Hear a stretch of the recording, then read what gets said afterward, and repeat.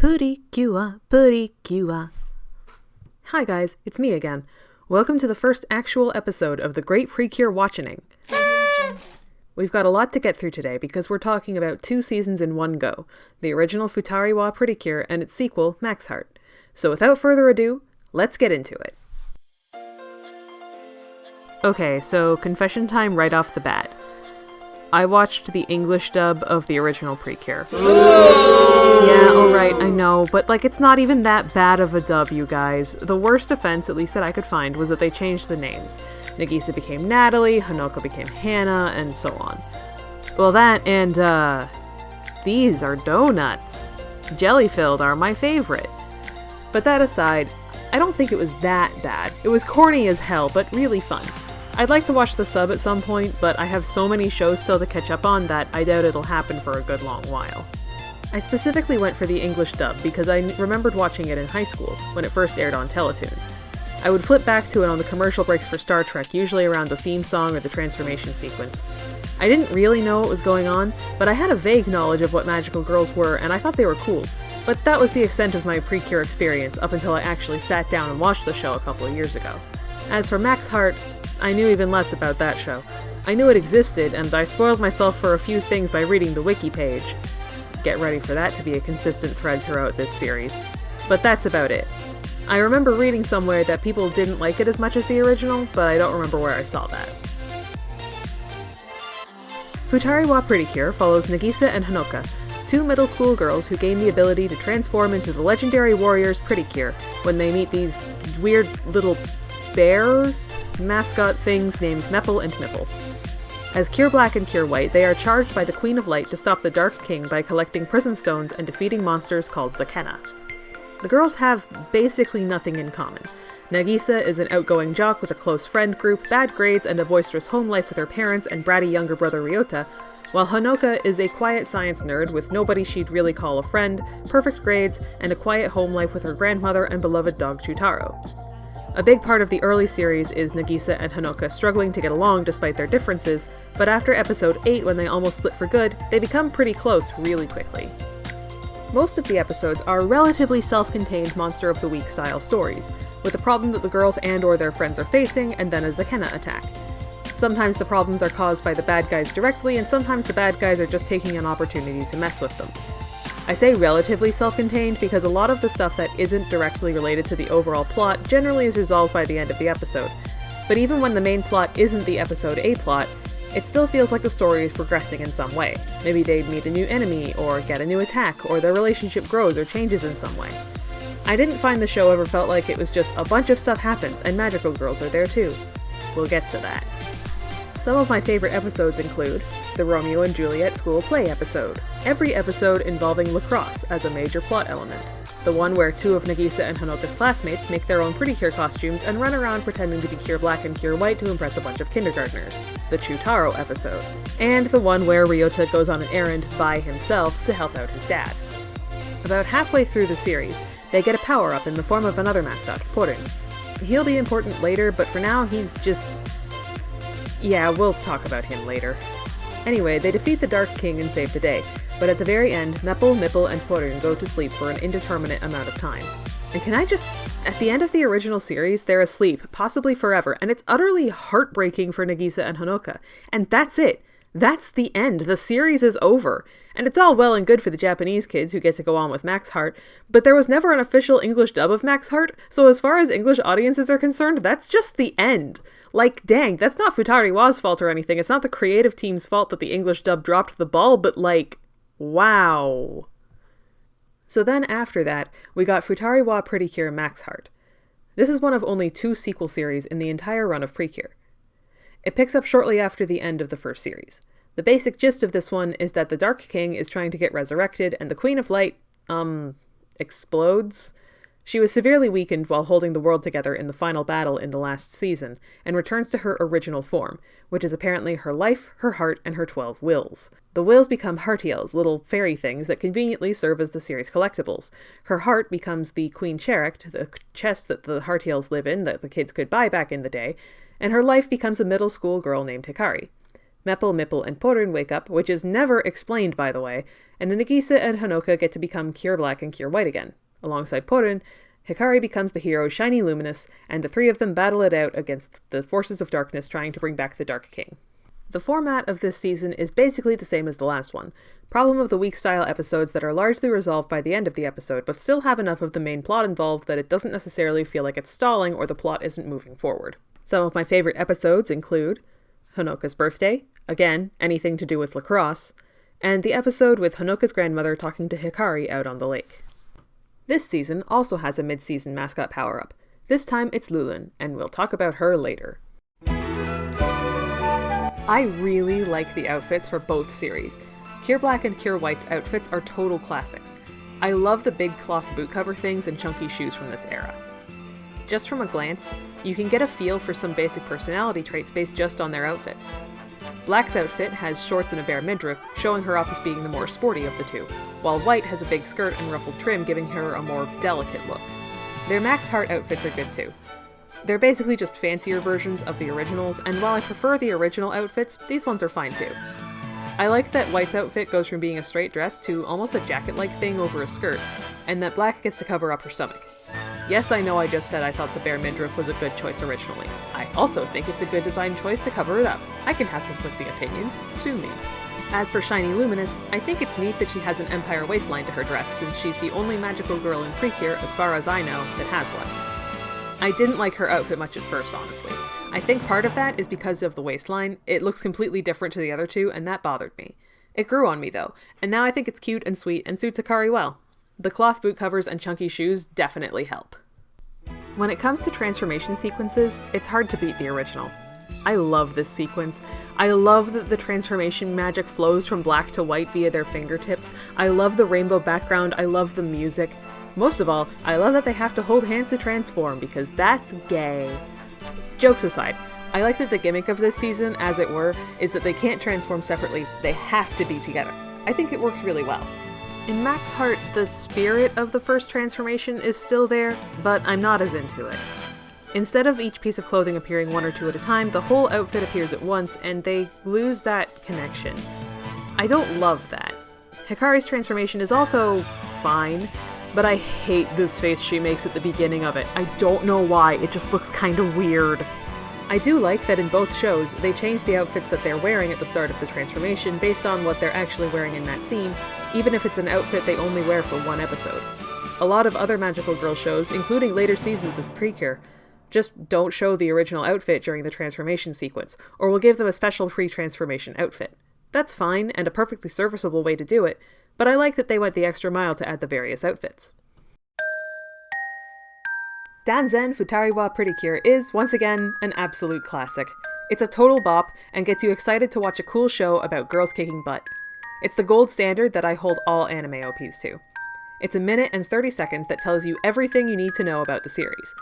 Nagisa is sporty, Hanoka is an intellectual, they're unlikely best friends, together they smite evil. It rules. It was a great decision to just cover it again for Max Heart because honestly, what could even compare?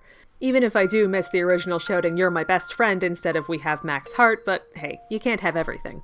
Okay, so according to the Pretty Cure wiki, there was an English opening made for the dub. There's even a video of it. It's not great. Like, I guess it's fine, but up against the absolute majesty of DANZEN, it's mediocre at best. I guess the weird thing is that I never saw it while watching the dub, whether online or back in high school. Like, I remember catching the theme song in high school a few times, and it was definitely the Japanese version, and when I watched it on a slightly less than legal website at the start of all this, it was also definitely DANZEN. I have no idea what's going on there. As for the end themes, I think they're fine. Get You, Love, Love is a fun little number, and I love the episode where their class sings it at their choir competition. This might be the first instance of me preferring something in Max Heart though, at least in this video, because I actually like Impossible Possible and Wonder Winter Yatta better, especially Impossible Possible. I don't know what it is, I just think they're fun and peppy, and I like them a lot. That said, I definitely skipped past all 3 end themes in these seasons. They're fine, there's nothing wrong with them, but I generally only watch anime EDs if I really love them, especially if I'm binging a series, and there aren't that many that I feel that strongly about. I think the last one that I watched the entire thing of every time was Mob Psycho 100 Season 1. Something I really liked, though, was the use of the main theme in other music. Every time the girls did something badass and the battle version of the theme started in with the horns and everything, it was rad, it was sick, it was fucking iconic. I love when TV shows and video games and stuff pull that shit. It's one of my favorite musical tropes. I also like the quieter music box version that plays during quiet, sad, or sweet moments. Alrighty, let's start this section off strong. I love all three of the main cures in these seasons. They're all awesome characters, and I like the three of them a lot. Back when I was trying to be a live blogger on Tumblr, I kept making jokes that Nagisa is the world's most relatable anime protagonist, and I still stand by that. She's brash, she's rude, she beats up her younger brother, she's bad at art and academics, she's lazy, she's loyal, she's totally willing to throw hands for her friends, she has a strong sense of justice, she hates seeing people suffer, she's awkward and has trouble expressing her feelings sometimes, she's a great athlete but doesn't feel like she has anything else going for her, we stan a herbo queen.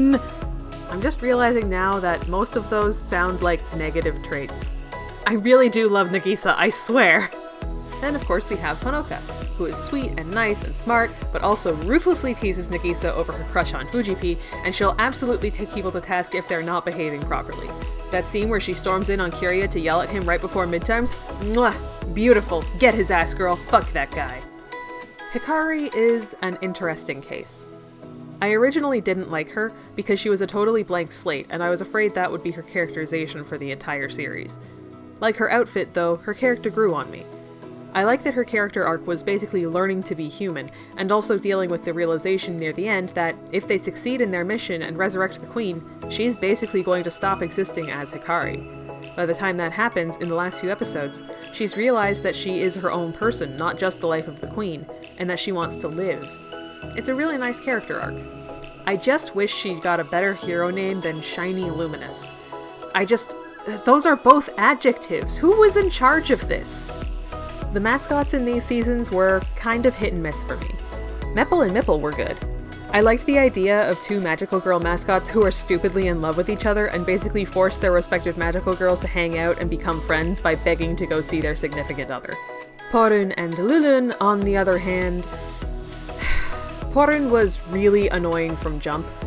Part of that was just from having a really grating childish voice. Honestly, I think his English voice was more annoying than his Japanese voice. Most of it, though, was that he was just such a little brat, and anytime he got called out on his behavior, he just buckled down and threw a temper tantrum. I know he's supposed to be a spoiled young child, but that doesn't mean I have to like it. At least Porun got a little better as time went on. After he partnered with Hikari, he got slightly more tolerable, and once Lulun showed up, he grew up a bit as he got forced into a big brother role. Lulun herself was basically insufferable. She was pretty much just Porun, but worse. I did not care for Lulun. I also didn't care for how Porun treated Lulun because I didn't feel she deserved to have someone she so clearly thought so highly of for some reason be so mean to her. But again, that doesn't mean I liked her, and also the show did make it pretty clear that Porun was a jerk for that behavior. Okay, so anyway, villains. Futari is weird because the first half or so of the series focuses on one group of villains, while the second half has a new set. As far as I can tell, this is the only series that completely replaces its main villain cast partway through. Sometimes bad guys die, or switch sides, or one or two new villains get added, but at least in the series that I've watched, they don't just straight up replace them.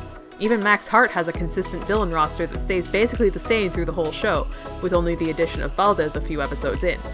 The villains in the first half of Futari are known as the Dark Five, and they're Pissard. Okay, I'm sorry. Pissard! Geki Drago, Poisony, Kiria, and Ilkubo. I don't have much to say about most of them, aside from naming your villains Poisony and Pissard. What the hell, Toei? But Kiria is something, so it's tangent time. I hate Kiria. I know the whole point of his character is to be the redeemed bad guy who becomes good through the hero's incorruptible pureness, but god, he was just so annoying. Like, I know Avatar came out a year after Futari and Zuko's actual redemption wasn't until the last season, but it really feels like they wanted a Zuko in Kiria. But he's not. He's just some asshole who stops being an asshole because one girl was kinda nice to him sometimes. He's still a jerk to everyone else. I hate that shit. If you're trying to redeem a character, having them still be shitty to everyone except the one person who they connected with isn't the way to do it. look, I know this seems super hypocritical of me as a Piccolo stan, but actually...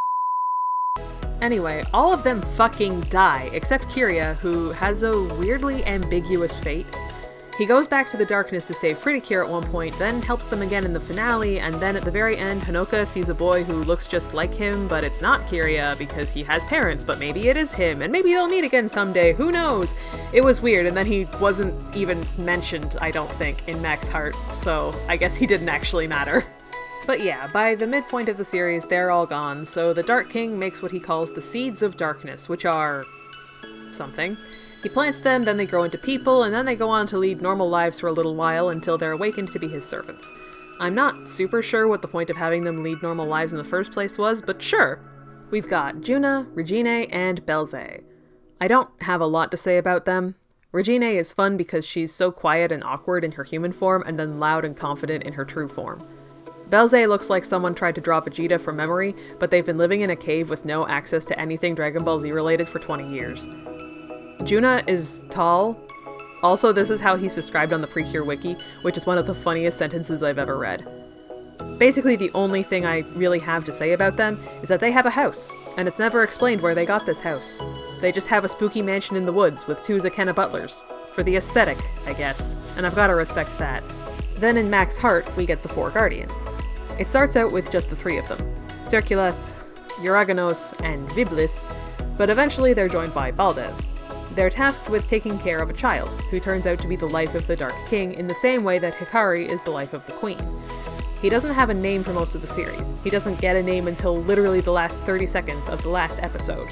I called him Dark Baby while I was watching it, but I guess I should call him Hikaru. I like him. His interactions with Hikari were neat, and I liked that she realized he was in the same situation as her and that she decided to save him. I would have watched a second sequel series about that, and I'm a little upset Hikaru hasn't really come up outside of that. As for the 4 Guardians, I actually like them way more than any of the bad guys in the original series. Viblis pretty, and I big gay, and we stan a himbo! I just felt like these guys had slightly more ineffectual villain squad energy, and if any of you have heard me talk about Idol Warrior's Miracle tunes for more than 5 minutes, you know that I'm an absolute sucker for that. The Dark King himself isn't anything special though. He's just kind of a generic big bad evil entity of darkness. Does he need to be anything more than that? Not necessarily, but it does mean that I don't really have anything else to say about him. He's certainly one of the most characters on the show.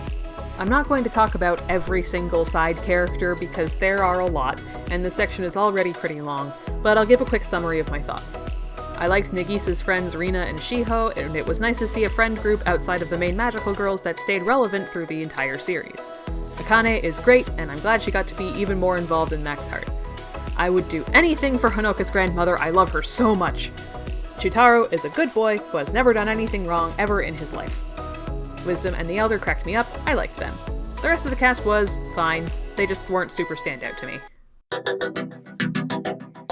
Okay, so once again, it's confession time.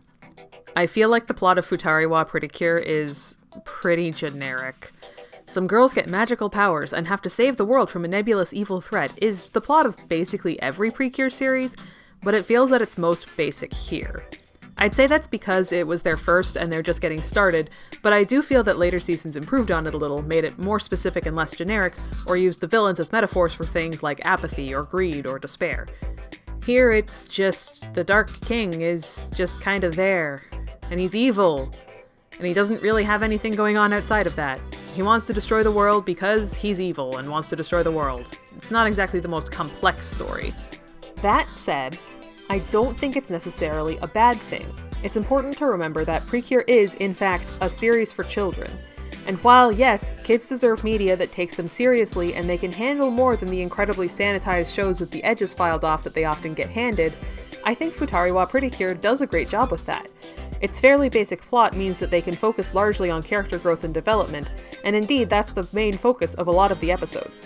The relationship between Nagisa and Honoka is the center point of most of the series, and I think that's what makes it work so well. Taking the basic magical fighter girl show archetype and adding the spin of it's literally impossible for their powers to work if they aren't together was a great idea, especially since the magical girl genre is built on themes of love and friendship. Then in Max Heart they added a little more to it. While the overall plot is still kinda simple, adding Hikari to the main cast shakes up the status quo enough to keep things interesting while still staying mostly the same. I like that they actually acknowledge the passage of time as well, since Nagisa and Honoka end Futari at the end of their second year of middle school and are in their third year of middle school in Max Heart. No Oron shenanigans here. And then at the end, they're getting ready for high school next year. It really feels like a life goes on ending, where even if we aren't going to have any more series that focus on these characters, they're still going to grow and change and live their lives, and it's really nice. We're just going to conveniently ignore all the crossover materials where they somehow haven't aged despite it having been nearly 20 years since Futari first came out. Overall, yeah, Futari and Max Heart might be some of the more general in terms of plot, but I still liked them a lot because they focused more on the characters themselves and it never felt like the plot was just stalling or going around in circles. Good shows. Alright, I've avoided talking about it too much in this video, but we all agree Nagisa and Honoka are girlfriends, right? We've all decided this and Toei just has to live with the consequences? We're good? Okay. Honestly, yeah. I love both Futari and Max Heart and would absolutely recommend them to anyone who wants to get into Precure or magical girls in general. They're a lot of fun to watch, the characters are phenomenal, and I loved the whole thing. Definitely check it out and give it a watch if you haven't already. That about wraps things up on these two shows. Come back next time when we'll talk about Slash Star.